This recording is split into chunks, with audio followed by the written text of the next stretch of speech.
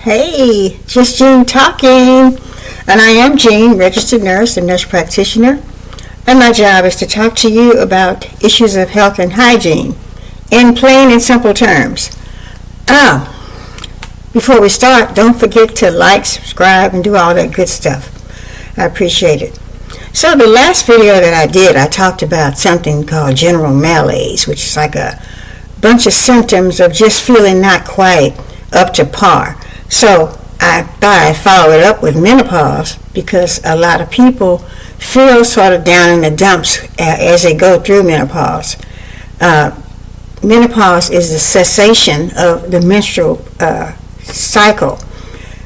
Before you can really understand it, let's go back and talk about the basics. You know that the woman has a uterus, pear-shaped organ. On each side there are fallopian tubes, and at the end of the fallopian tubes there are wavy arms, and just beneath those wavy arms are the ovaries, one on each side.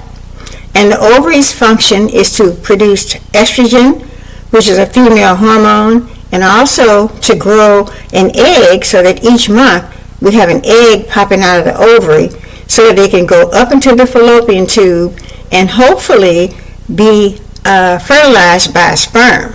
The whole game plan of the uterus, ovary, all that stuff is to have a pregnancy. So the uterus has a lining called the endometrium, and as that egg and sperm travel to the uterus, it has to be ready to receive it. It has to have a nice plush bed ready to receive the ovum and sperm, hopefully, that have been fertilized. So,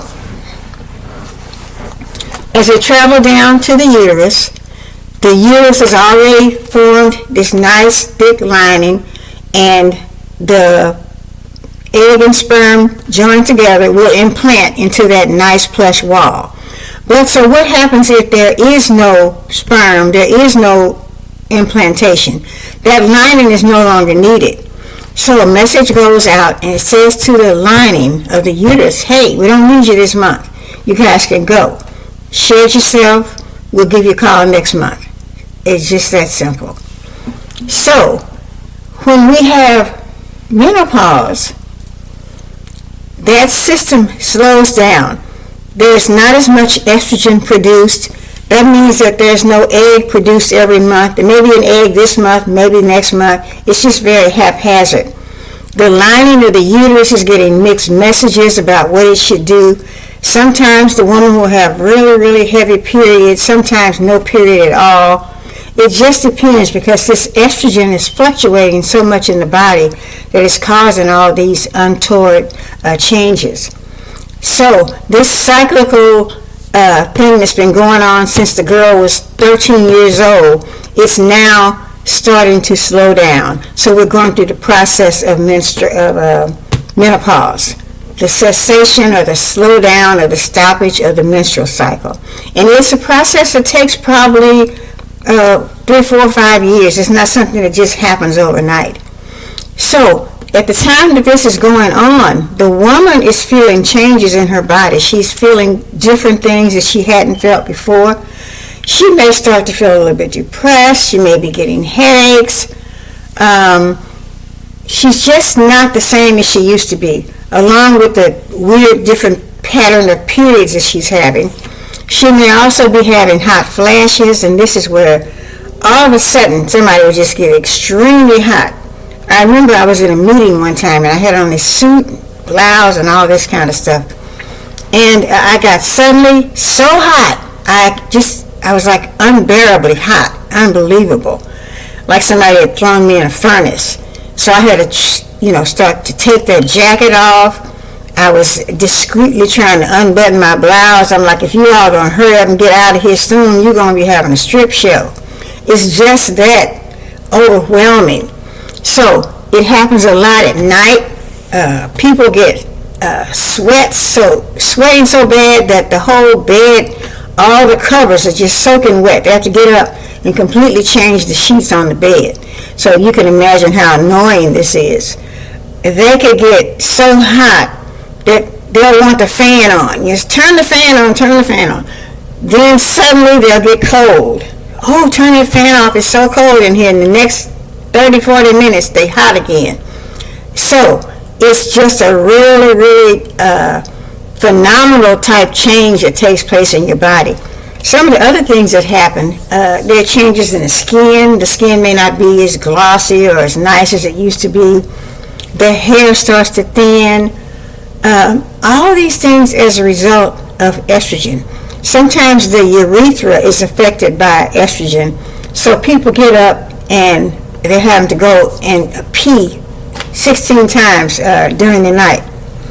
So the vaginal tissue starts to thin so that the sex life is not the same as it used to be. They may not have the same sex drive as before. It's quite a phenomenal change for a person to go through.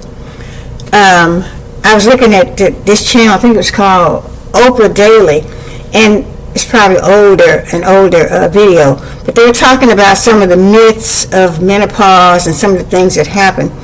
And one of the things that people go around and round about is if they should replace the hormone.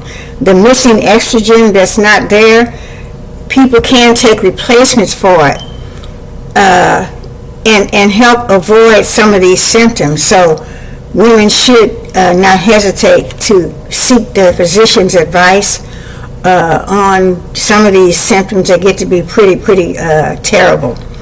So guys go through menopause too. Now they have a hormone that's called testosterone, and it kind of reduces from year to year. The level of the testosterone reduces, but not to the degree that estrogen does. Many of the problems that guys experience as they go through menopause is kind of based upon some underlying medical conditions, like if they have diabetes or heart problems, hypertension. Those kind of conditions cause a decrease in their sex drive because there's an effect from these underlying medical conditions that causes them to have decreased sex drive. And then this brings on other psychological problems. They start thinking, whoa, if sex drive decreases, what's going on? So that's kind of the stuff that men go through in terms of having a menopause. But there are many solutions out there. It's advised that men and women seek medical advice. It's not something that you have to fight by yourself and go through by yourself. If these symptoms get so bad, it's perfectly acceptable to seek medical advice and go ahead and take some of these alternatives that they have to offer you. So that's my 2 cents for today. I appreciate you. Don't forget to subscribe, like, share, all that good stuff. I appreciate you.